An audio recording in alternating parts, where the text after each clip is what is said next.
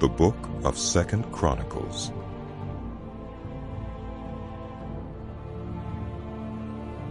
Solomon, son of David, established himself firmly over his kingdom, for the Lord his God was with him, and made him exceedingly great. Then Solomon spoke to all Israel, to the commanders of thousands and commanders of hundreds, to the judges and to all the leaders in Israel, the heads of families. And Solomon and the whole assembly went to the high place at Gibeon.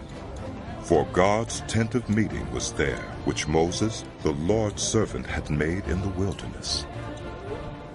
Now David had brought up the ark of God from Kiriath-Jearim to the place he had prepared for it, because he had pitched a tent for it in Jerusalem. But the bronze altar that Bezalel, son of Uri, the son of Hur, had made was in Gibeon, in front of the tabernacle of the Lord. So Solomon and the assembly inquired of him there. Solomon went up to the bronze altar before the Lord in the tent of meeting and offered 1,000 burnt offerings on it. That night God appeared to Solomon and said to him, "Ask for whatever you want me to give you." Solomon answered God, "You have shown great kindness to David my father, and have made me king in his place. Now, Lord God, let your promise to my father David be confirmed. For you have made me king over a people who are as numerous as the dust of the earth. Give me wisdom and knowledge, that I may lead this people. For who is able to govern this great people of yours?" God said to Solomon, "Since this is your heart's desire, and you have not asked for wealth, possessions, or honor, nor for the death of your enemies, and since you have not asked for a long life, but for wisdom and knowledge to govern my people, over whom I have made you king, therefore wisdom and knowledge will be given you. And I will also give you wealth, possessions, and honor, such as no king who was before you ever had, and none after you will have." Then Solomon went to Jerusalem from the high place at Gibeon, from before the tent of meeting, and he reigned over Israel. Solomon accumulated chariots and horses. He had 1,400 chariots and 12,000 horses, which he kept in the chariot cities, and also with him in Jerusalem. The king made silver and gold as common in Jerusalem as stones, and cedar as plentiful as sycamore fig trees in the foothills. Solomon's horses were imported from Egypt and from Chue. The royal merchants purchased them from Chue at the current price. They imported a chariot from Egypt for 600 shekels of silver, and a horse for 150. They also exported them to all the kings of the Hittites and of the Arameans.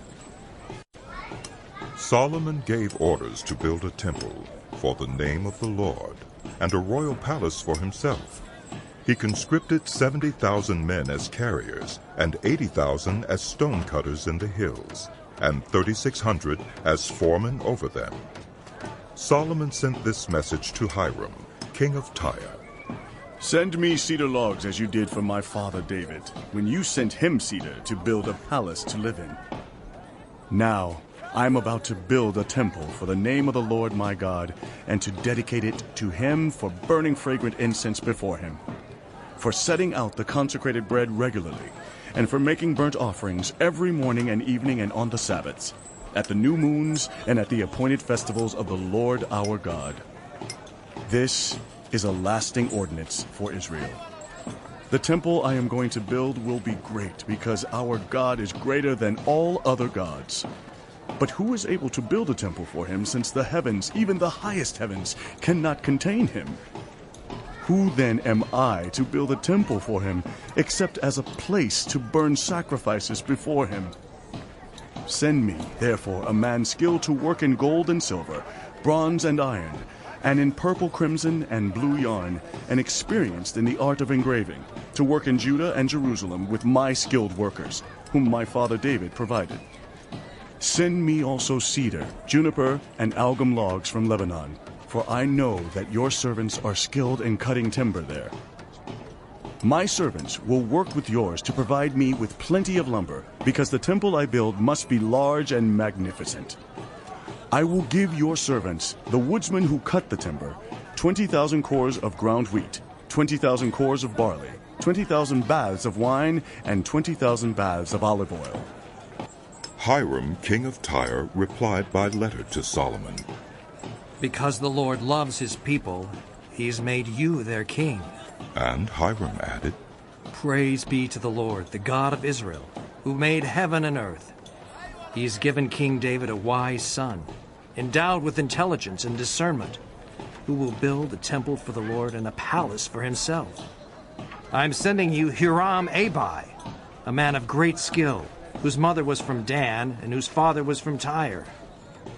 He's trained to work in gold and silver, bronze and iron, stone and wood, and with purple and blue and crimson yarn and fine linen.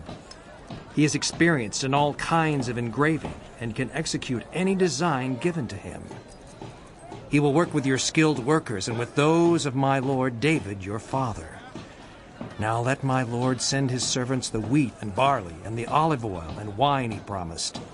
And he will cut all the logs from Lebanon that you need and will float them as rafts by sea down to Joppa. You can then take them up to Jerusalem. Solomon took a census of all the foreigners residing in Israel after the census his father David had taken, and they were found to be 153,600. He assigned 70,000 of them to be carriers and 80,000 to be stone cutters in the hills, with 3,600 foremen over them to keep the people working. Then Solomon began to build the temple of the Lord in Jerusalem on Mount Moriah, where the Lord had appeared to his father David. It was on the threshing floor of Araunah the Jebusite, the place provided by David. He began building on the second day of the second month in the 4th year of his reign. The foundation Solomon laid for building the temple of God was 60 cubits long and 20 cubits wide, using the cubit of the old standard. The portico at the front of the temple was 20 cubits long across the width of the building and 20 cubits high. He overlaid the inside with pure gold. He paneled the main hall with juniper and covered it with fine gold and decorated it with palm tree and chain designs. He adorned the temple with precious stones, and the gold he used was gold of Parvaim. He overlaid the ceiling beams, door frames, walls, and doors of the temple with gold, and he carved cherubim on the walls. He built the most holy place, its length corresponding to the width of the temple, 20 cubits long and 20 cubits wide. He overlaid the inside with 600 talents of fine gold. The gold nails weighed 50 shekels. He also overlaid the upper parts with gold. For the most holy place, he made a pair of sculptured cherubim and overlaid them with gold. The total wingspan of the cherubim was 20 cubits. One wing of the first cherub was 5 cubits long and touched the temple wall, while its other wing, also 5 cubits long, touched the wing of the other cherub. Similarly, one wing of the second cherub was 5 cubits long and touched the other temple wall, and its other wing, also 5 cubits long, touched the wing of the first cherub. The wings of these cherubim extended 20 cubits. They stood on their feet, facing the main hall. He made the curtain of blue, purple, and crimson yarn and fine linen, with cherubim worked into it. For the front of the temple he made 2 pillars, which together were 35 cubits long, each with a capital 5 cubits high. He made interwoven chains and put them on top of the pillars. He also made 100 pomegranates and attached them to the chains.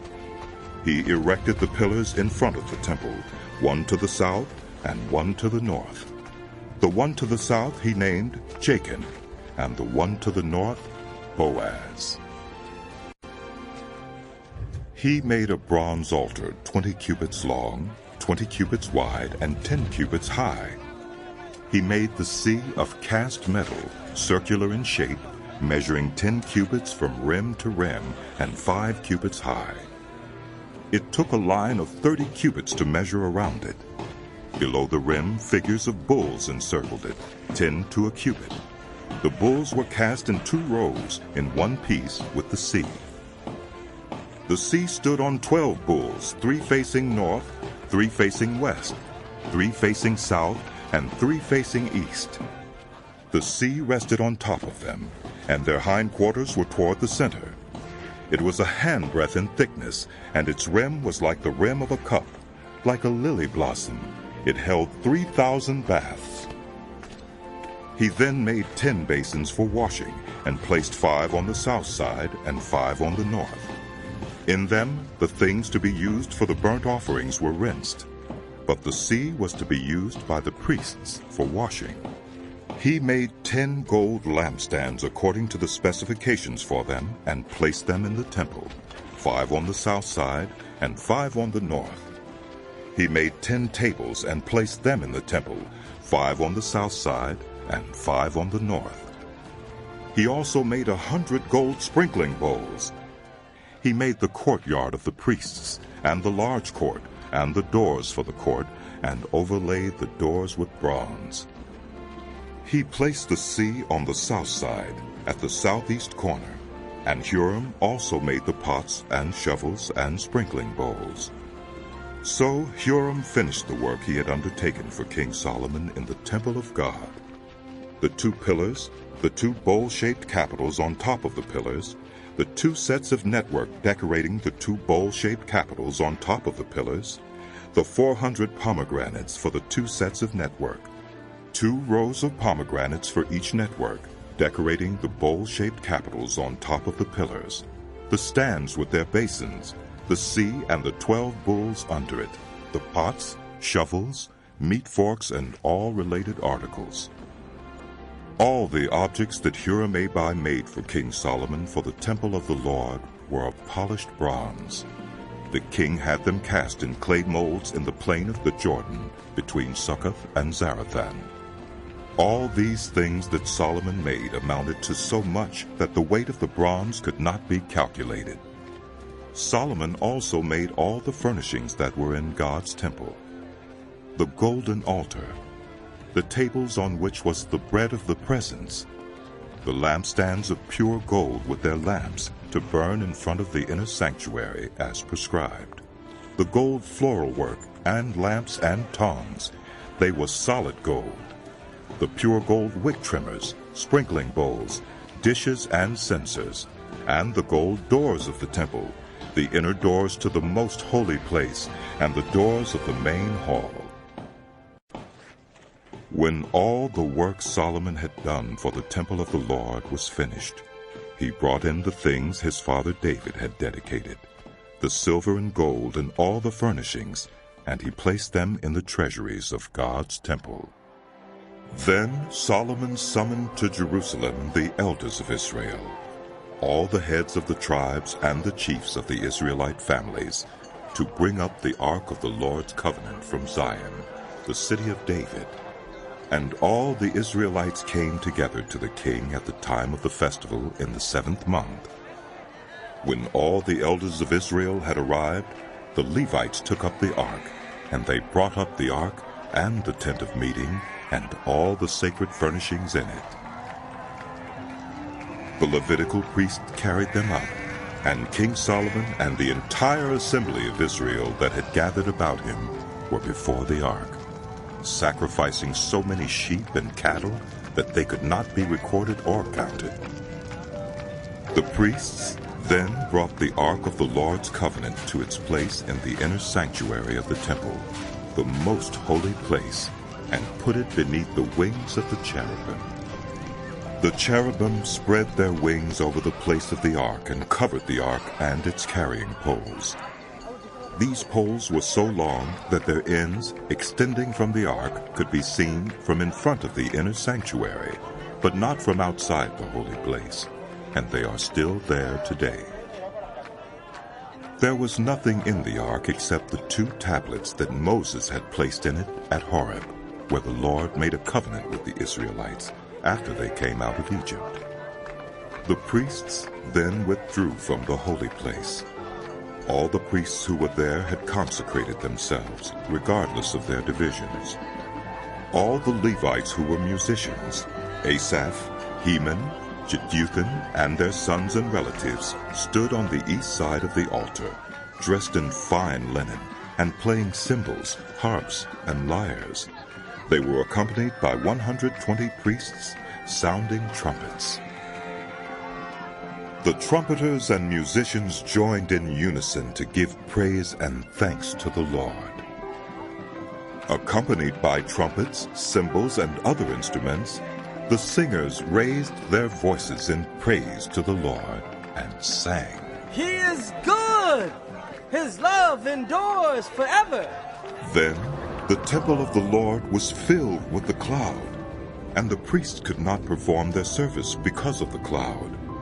For the glory of the Lord filled the temple of God. Then Solomon said, The Lord has said that he would dwell in a dark cloud. I have built a magnificent temple for you, a place for you to dwell forever. While the whole assembly of Israel was standing there, the king turned around and blessed them. Then he said, Praise be to the Lord, the God of Israel, who with his hands has fulfilled what he promised with his mouth to my father David. For he said, Since the day I brought my people out of Egypt, I have not chosen a city in any tribe of Israel to have a temple built so that my name might be there. Nor have I chosen anyone to be ruler over my people Israel. But now I have chosen Jerusalem for my name to be there, and I have chosen David to rule my people Israel. My father David had it in his heart to build a temple for the name of the Lord, the God of Israel. But the Lord said to my father David, You did well to have it in your heart to build a temple for my name. Nevertheless, you are not the one to build the temple, but your son, your own flesh and blood. He is the one who will build the temple for my name. The Lord has kept the promise he made.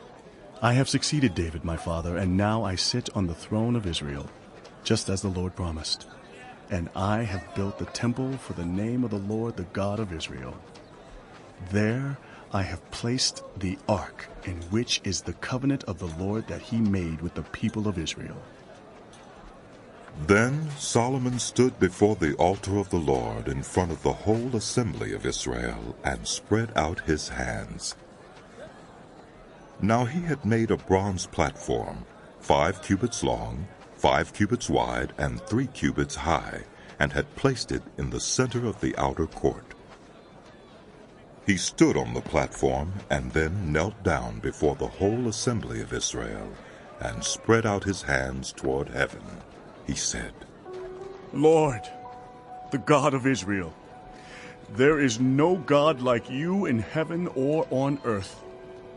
You who keep your covenant of love with your servants who continue wholeheartedly in your way. You have kept your promise to your servant David, my father. With your mouth you have promised, and with your hand you have fulfilled it, as it is today. Now, Lord, the God of Israel, keep for your servant David, my father, the promises you made to him when you said, You shall never fail to have a successor to sit before me on the throne of Israel, if only your descendants are careful in all they do to walk before me according to my law, as you have done. And now, Lord, the God of Israel, let your word that you promised your servant David come true. But will God really dwell on earth with humans? The heavens, even the highest heavens, cannot contain you. How much less this temple I have built? Yet, Lord my God, give attention to your servant's prayer and his plea for mercy. Hear the cry and the prayer that your servant is praying in your presence. May your eyes be open toward this temple day and night, this place of which you said you would put your name there. May you hear the prayer your servant prays toward this place. Hear the supplications of your servant and of your people Israel when they pray toward this place. Hear from heaven, your dwelling place, and when you hear, forgive. When anyone wrongs their neighbor and is required to take an oath, and they come and swear the oath before your altar in this temple, then hear from heaven and act. Judge between your servants, condemning the guilty and bringing down on their heads what they have done, and vindicating the innocent by treating them in accordance with their innocence. When your people Israel have been defeated by an enemy because they have sinned against you, and when they turn back and give praise to your name, praying and making supplication before you in this temple, then hear from heaven and forgive the sin of your people Israel, and bring them back to the land you gave to them and their ancestors. When the heavens are shut up, and there is no rain because your people have sinned against you, and when they pray toward this place and give praise to your name, and turn from their sin because you have afflicted them, then hear from heaven and forgive the sin of your servants, your people Israel. Teach them the right way to live, and send rain on the land you gave your people for an inheritance.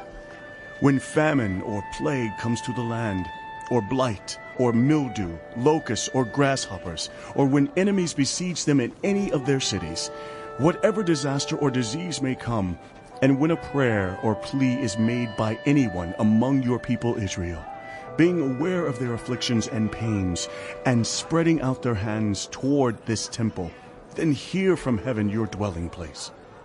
Forgive and deal with everyone according to all they do, since you know their hearts. For you alone know the human heart, so that they will fear you and walk in obedience to you all the time they live in the land you gave our ancestors. As for the foreigner who does not belong to your people Israel, but has come from a distant land because of your great name and your mighty hand and your outstretched arm, when they come and pray toward this temple, then hear from heaven your dwelling place. Do whatever the foreigner asks of you, so that all the peoples of the earth may know your name and fear you, as do your own people Israel, and may know that this house I have built bears your name.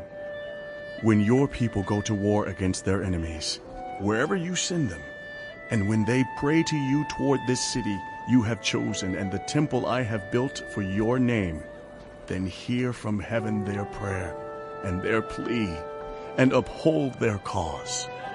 When they sin against you, for there is no one who does not sin, and you become angry with them and give them over to the enemy, who takes them captive to a land far away or near, and if they have a change of heart in the land where they are held captive, and repent and plead with you in the land of their captivity, and say, we have sinned, we have done wrong and acted wickedly, and if they turn back to you with all their heart and soul in the land of their captivity where they were taken, and pray toward the land you gave their ancestors, toward the city you have chosen, and toward the temple I have built for your name, then from heaven, your dwelling place, hear their prayer and their pleas, and uphold their cause. And forgive your people who have sinned against you. Now, my God, may your eyes be open and your ears attentive to the prayers offered in this place. Now arise, Lord God, and come to your resting place, you and the ark of your might. May your priests, Lord God, be clothed with salvation. May your faithful people rejoice in your goodness. Lord God, do not reject your anointed one. Remember the great love promised to David your servant. When Solomon finished praying, fire came down from heaven and consumed the burnt offering and the sacrifices, and the glory of the Lord filled the temple. The priests could not enter the temple of the Lord because the glory of the Lord filled it. When all the Israelites saw the fire coming down and the glory of the Lord above the temple, they knelt on the pavement with their faces to the ground, and they worshipped and gave thanks to the Lord, saying, He is good. His love endures forever. Then the king and all the people offered sacrifices before the Lord. And King Solomon offered a sacrifice of 22,000 head of cattle and 120,000 sheep and goats. So the king and all the people dedicated the temple of God. The priests took their positions, as did the Levites, with the Lord's musical instruments, which King David had made for praising the Lord, and which were used when he gave thanks, saying, His love endures forever. Opposite the Levites, the priests blew their trumpets, and all the Israelites were standing. Solomon consecrated the middle part of the courtyard in front of the temple of the Lord, and there he offered burnt offerings and the fat of the fellowship offerings, because the bronze altar he had made could not hold the burnt offerings, the grain offerings, and the fat portions. So Solomon observed the festival at that time for 7 days, and all Israel with him. A vast assembly, people from Lebo-Hamath to the Wadi of Egypt. On the 8th day they held an assembly, for they had celebrated the dedication of the altar for 7 days, and the festival for 7 days more. On the 23rd day of the 7th month, he sent the people to their homes, joyful and glad in heart for the good things the Lord had done for David and Solomon, and for his people Israel. When Solomon had finished the temple of the Lord and the royal palace, and had succeeded in carrying out all he had in mind to do in the temple of the Lord and in his own palace, the Lord appeared to him at night and said, I have heard your prayer, and have chosen this place for myself as a temple for sacrifices. When I shut up the heavens so that there is no rain, or command locusts to devour the land, or send a plague among my people, if my people, who are called by my name, will humble themselves and pray, and seek my face and turn from their wicked ways, then I will hear from heaven, and I will forgive their sin, and will heal their land. Now my eyes will be open, and my ears attentive to the prayers offered in this place. I have chosen and consecrated this temple, so that my name may be there forever. My eyes and my heart will always be there. As for you, if you walk before me faithfully, as David your father did, and do all I command, and observe my decrees and laws, I will establish your royal throne, as I covenanted with David your father, when I said, you shall never fail to have a successor to rule over Israel. But if you turn away and forsake the decrees and commands I have given you, and go off to serve other gods and worship them, then I will uproot Israel from my land, which I have given them, and will reject this temple I have consecrated for my name. I will make it a byword and an object of ridicule among all peoples. This temple will become a heap of rubble. All who pass by will be appalled and say, why has the Lord done such a thing to this land and to this temple? People will answer, Because they have forsaken the Lord, the God of their ancestors who brought them out of Egypt, and have embraced other gods, worshiping and serving them. That is why he brought all this disaster on them. At the end of 20 years, during which Solomon built the temple of the Lord and his own palace, Solomon rebuilt the villages that Hiram had given him and settled Israelites in them. Solomon then went to Hamath-Zobah and captured it. He also built up Tadmor in the desert and all the store cities he had built in Hamath. He rebuilt Upper Beth-horon and Lower Beth-horon as fortified cities, with walls and with gates and bars, as well as Baalath and all his store cities, and all the cities for his chariots and for his horses, whatever he desired to build in Jerusalem, in Lebanon, and throughout all the territory he ruled. There were still people left from the Hittites, Amorites, Perizzites, Hivites, and Jebusites. These people were not Israelites. Solomon conscripted the descendants of all these people remaining in the land, whom the Israelites had not destroyed, to serve as slave labor, as it is to this day. But Solomon did not make slaves of the Israelites for his work. They were his fighting men, commanders of his captains, and commanders of his chariots and charioteers. They were also King Solomon's chief officials, 250 officials supervising the men. Solomon brought Pharaoh's daughter up from the city of David to the palace he had built for her, for he said, My wife must not live in the palace of David, king of Israel, because the places the ark of the Lord has entered are holy. On the altar of the Lord that he had built in front of the portico, Solomon sacrificed burnt offerings to the Lord according to the daily requirement for offerings commanded by Moses for the Sabbaths, the new moons, and the 3 annual festivals, the festival of unleavened bread, the festival of weeks, and the festival of tabernacles. In keeping with the ordinance of his father David, he appointed the divisions of the priests for their duties, and the Levites to lead the praise and to assist the priests according to each day's requirement. He also appointed the gatekeepers by divisions for the various gates, because this was what David, the man of God, had ordered. They did not deviate from the king's commands to the priests or to the Levites in any matter, including that of the treasuries. All Solomon's work was carried out, from the day the foundation of the temple of the Lord was laid until its completion. So the temple of the Lord was finished. Then Solomon went to Ezion-Geber and Elath on the coast of Edom, and Hiram sent him ships commanded by his own men, sailors who knew the sea. These, with Solomon's men, sailed to Ophir and brought back 450 talents of gold, which they delivered to King Solomon.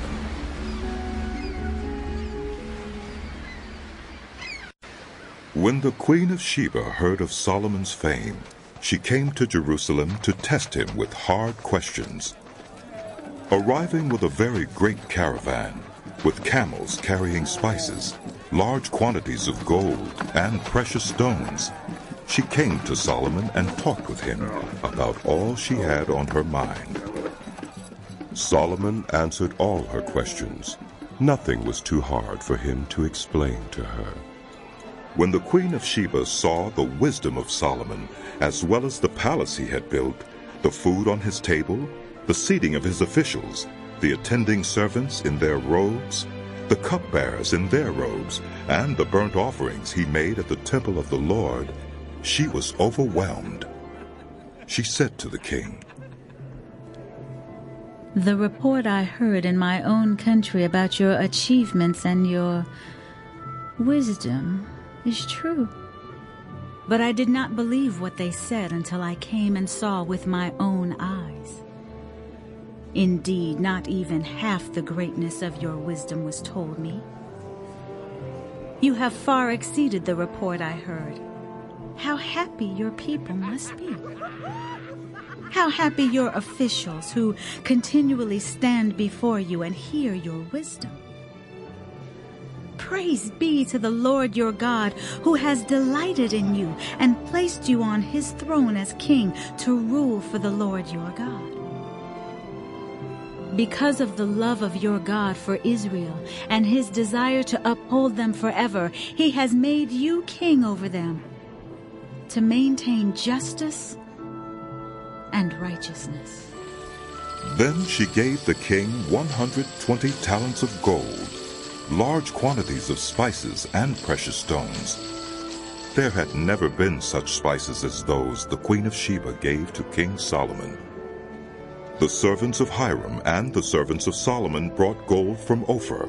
They also brought algum wood and precious stones. the king used the algum wood to make steps for the temple of the Lord and for the royal palace, and to make harps and lyres for the musicians. Nothing like them had ever been seen in Judah. King Solomon gave the Queen of Sheba all she desired and asked for. He gave her more than she had brought to him. Then she left and returned with her retinue to her own country. The weight of the gold that Solomon received yearly was 666 talents, not including the revenues brought in by merchants and traders. Also, all the kings of Arabia and the governors of the territories brought gold and silver to Solomon. King Solomon made 200 large shields of hammered gold. 600 shekels of hammered gold went into each shield. He also made 300 small shields of hammered gold, with 300 shekels of gold in each shield. The king put them in the palace of the forest of Lebanon. Then the king made a great throne, covered with ivory and overlaid with pure gold. The throne had 6 steps, and a footstool of gold was attached to it. On both sides of the seat were armrests, with a lion standing beside each of them. 12 lions stood on the 6 steps, one at either end of each step. Nothing like it had ever been made for any other kingdom. All King Solomon's goblets were gold, and all the household articles in the palace of the forest of Lebanon were pure gold. Nothing was made of silver, because silver was considered of little value in Solomon's day. The king had a fleet of trading ships manned by Hiram's servants. Once every 3 years it returned, carrying gold, silver, and ivory, and apes and baboons. King Solomon was greater in riches and wisdom than all the other kings of the earth. All the kings of the earth sought audience with Solomon to hear the wisdom God had put in his heart.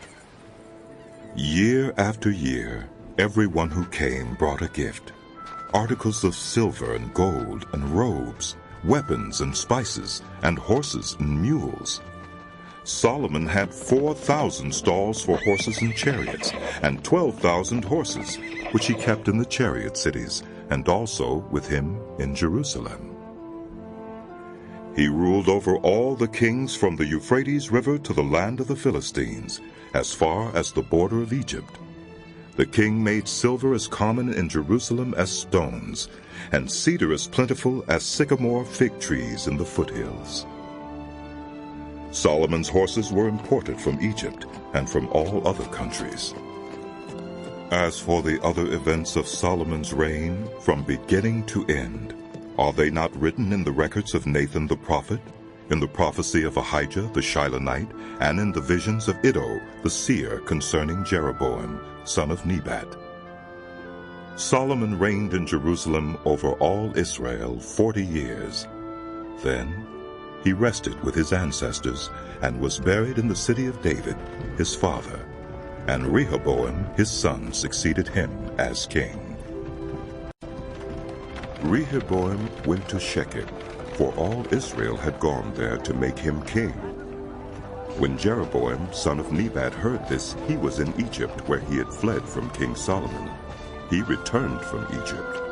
So they sent for Jeroboam, and he and all Israel went to Rehoboam and said to him, "Your father put a heavy yoke on us, but now lighten the harsh labor and the heavy yoke he put on us, and we will serve you." Rehoboam answered, "Come back to me in 3 days." So the people went away. Then King Rehoboam consulted the elders who had served his father Solomon during his lifetime. "How would you advise me to answer these people?" he asked. They replied, "If you will be kind to these people and please them and give them a favorable answer, they will always be your servants." But Rehoboam rejected the advice the elders gave him and consulted the young men who had grown up with him and were serving him. He asked them, "What is your advice? How should we answer these people who say to me, 'Lighten the yoke your father put on us'?" The young men who had grown up with him replied, "The people have said to you, 'Your father put a heavy yoke on us, but make our yoke lighter.'" Now tell them, my little finger is thicker than my father's waist. My father laid on you a heavy yoke. I will make it even heavier. My father scourged you with whips. I will scourge you with scorpions. 3 days later, Jeroboam and all the people returned to Rehoboam, as the king had said, "Come back to me in 3 days." The king answered them harshly, rejecting the advice of the elders. He followed the advice of the young men and said, My father made your yoke heavy. I will make it even heavier. My father scourged you with whips. I will scourge you with scorpions. So the king did not listen to the people, for this turn of events was from God, to fulfill the word the Lord had spoken to Jeroboam, son of Nebat, through Ahijah the Shilonite. When all Israel saw that the king refused to listen to them, they answered the king, What share do we have in David? What part in Jesse's son? To your tents, Israel! Look after your own house, David. So all the Israelites went home. But as for the Israelites who were living in the towns of Judah, Rehoboam still ruled over them.